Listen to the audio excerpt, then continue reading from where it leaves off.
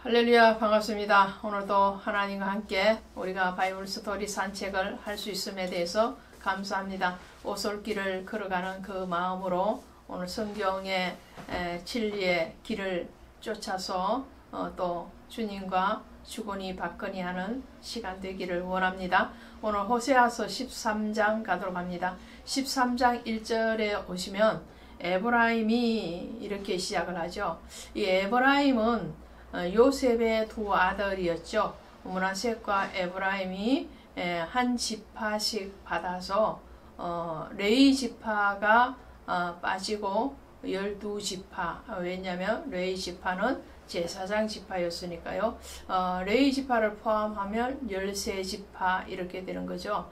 자, 그래 어쨌든 그렇게 해서 여로보암이 북이스라엘 왕조의 시작을 알리게 되는데, 여로보암이 바로 에브라임 지파였습니다. 그래서 이 에브라임 지파를 북이스라엘의 대표 주자로 호명하실 때가 많죠. 그래서 이스라엘아 이렇게 말씀을 하시기도 하지만 에브라임아 이렇게 말씀을 하시기도 해요.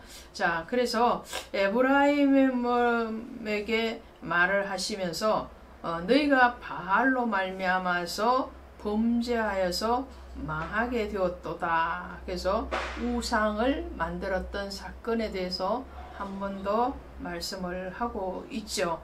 2절에 보니까 그 은으로 자기를 위하여 우상을 부어 만들되 자기의 정교함을 따라 우상을 만들었으며, 이것은 십계명을 정면으로 위배하는 사건이었지요.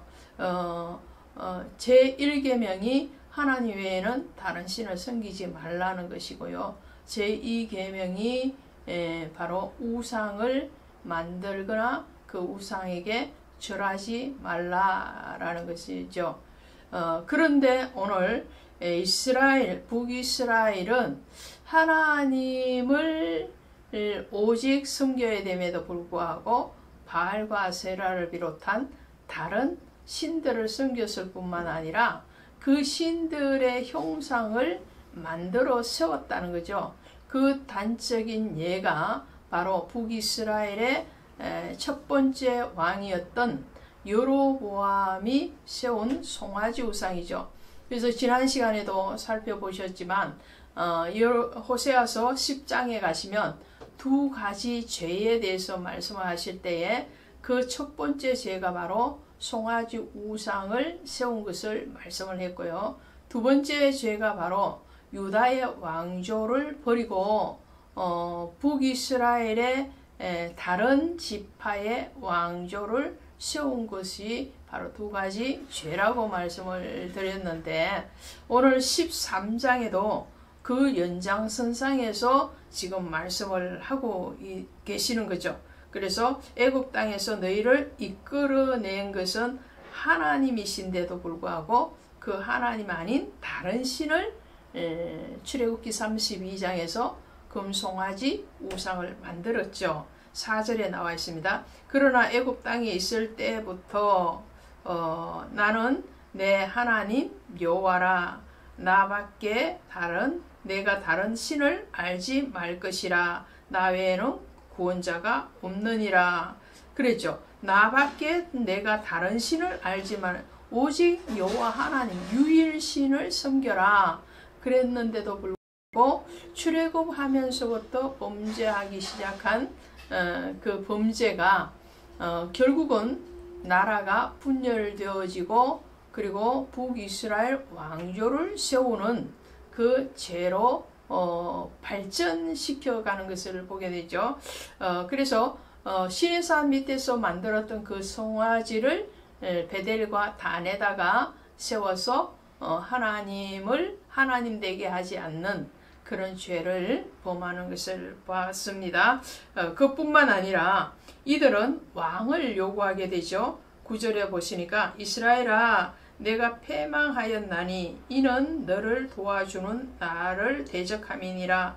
전에 내가 이르기를 내게 왕과 지도자를 주소서 하였느니라. 그래서요, 자, 왕을 세워달라고 사무엘상 8장에 가면 이스라엘 백성들이 사무엘에게 요구를 하게 됩니다. 사무엘이 이제 마지막 사사였죠.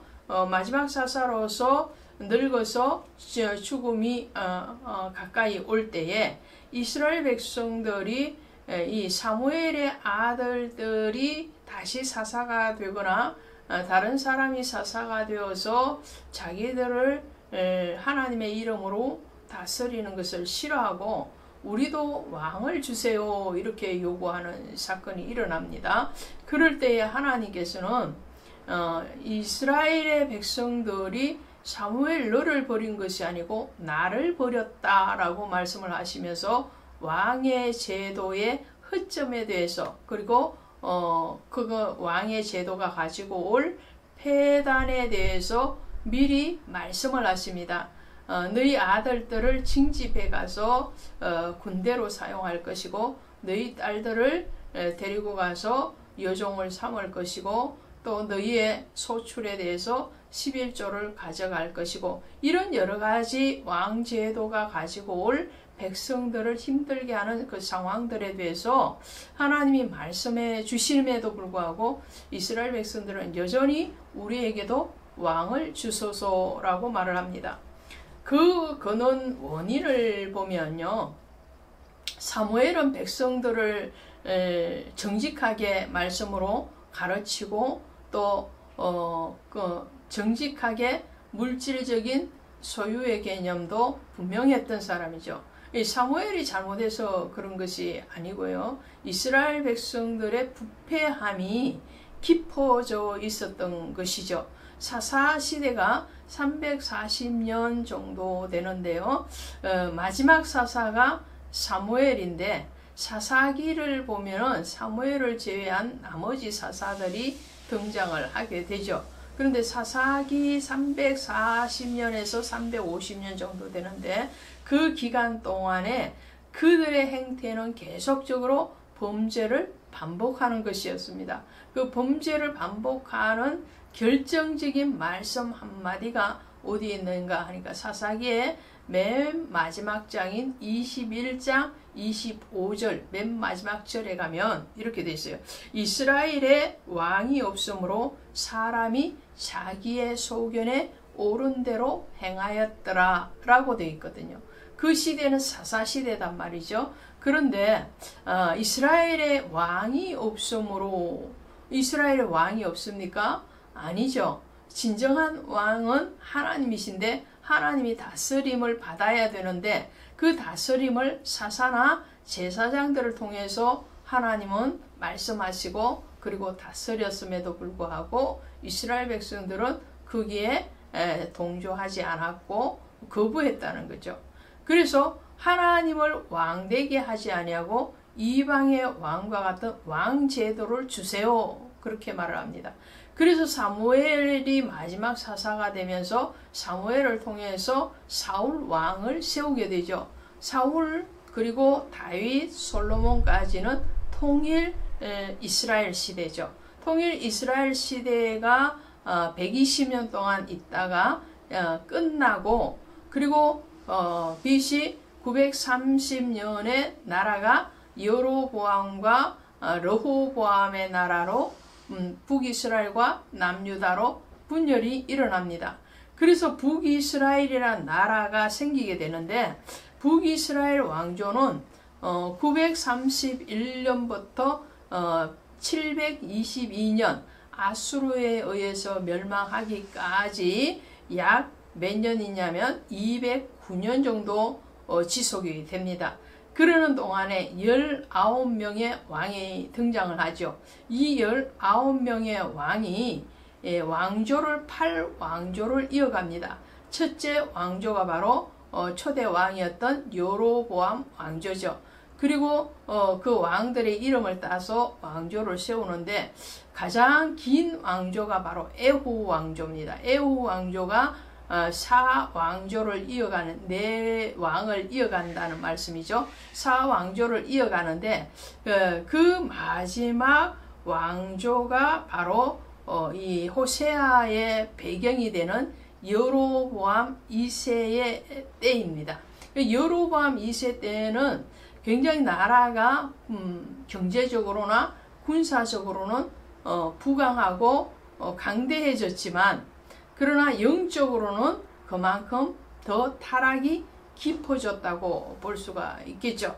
그래서 이 19명의 북이스라엘 왕이 8왕조를 이어가면서 한 왕도 하나님 보시기에 선한 왕이 없었습니다. 불행하게도.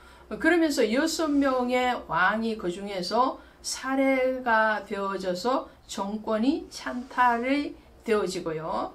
그리고 한 명의 왕이 자결을 함으로 왕의 왕조가 바뀌어지는 것을 보게 됩니다. 반면에 남유다는요, BC 931년부터 출발을 하면요, BC 586년 바벨론에 의해서 멸망할 때까지 남유다는 약 345년 동안 지속이 되면서 20명의 왕을 등장시킵니다. 그런데 이 20명의 왕들은 1왕조입니다. 그 1왕조가 바로 유다의 왕조를 그대로 계승하고 갖게 되죠. 다른 지파에서 왕이 된 적이 없어요. 유다의 지파들만 계속적으로 왕이 됩니다. 그것이 바로 다윗의 길과 같아서 라는 하나님의 기준점이 세워지는 거죠. 왜냐하면 다윗이 유다의 지파고, 또 유다 지파 다윗의 혈통으로 오실 예수 그리스도를 주님은 나타내시기를 원하셨고, 또 그 주님이 다윗의 후손으로 실제적으로 오셨고요.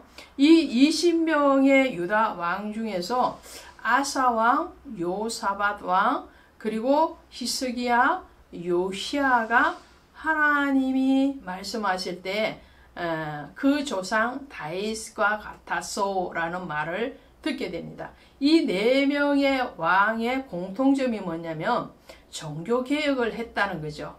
그래서 잃어버렸던 하나님의 성전을 회복하고, 또 그 성전을 회복했다는 말씀은 예배를 회복했다는 거죠. 예배를 회복하고 말씀으로 돌아가는 그런 정치, 영적인 개혁의 운동을 통해서 육신적인 또 정치적인 군사적인 그런 강국도 이루어갔던 왕들이 유다의 4명의 왕이죠.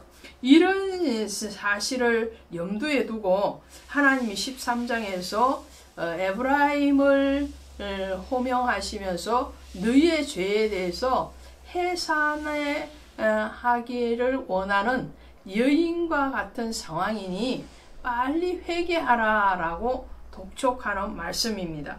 자, 13절에 보시니까 해산하는 여인이 어려움이 그에게 임하리라. 그는 지혜 없는 자식이로다. 해산할 때가 되어도 그가 나오지 못하느니라. 자, 임신을 해서 이제 아이를 낳아야 되는 시간이 왔어요. 10달이라는 시간이 지나고 아이를 낳게 되면 어떻게 진통이 오죠. 진통이 오면 빨리 아이를 자궁을 통해서 밀어서 출산을 해야 된다는 거죠. 그래야지 산모도 건강하고 아이도 건강하게 출산이 이루어지는데, 그런데 산기가 있는데도 불구하고 이 산도의 문이 열려지지 아니하면 그 아이는 사산이 되어서 나오게 되거나 또 불의한 그런 일을 당하게 되죠. 뿐만 아니라 그 산모도 위험에 처하게 되는 거죠. 자칫하면 산모와 아이가 다 같이 죽을 수도 있죠. 그런 위급한 상황, 다급한 상황이 지금 북이스라엘에게 와 있다는 거예요. 무슨 말씀인가요? 하나님의 진노하심이 가득 찼다라는 말씀이죠. 그 진노하심이 가득 찼기 때문에 북이스라엘 너희는 다른 신을 섬겼던 것, 다른 우상을 만들어 세웠던 것, 그리고 하나님이 약속하고 언약했던 그 유다 왕조를 버리고 다른 왕을 세워서 살았던 그 모든 것들에 대해서 하나님 앞에 회개하라라고 요청을 하고 계시는 거죠. 긴박한 회개를 요청하고 그리고 거기에서 벗어나기를 심판에서 돌이켜지기를 요청하는 말씀이 13장의 말씀입니다. 오늘 우리의 왕은 누구입니까? 우리의 주인은 누구입니까? 그것을 분명하게 고백할 수 있는 우리가 되기를 원합니다. 고맙습니다.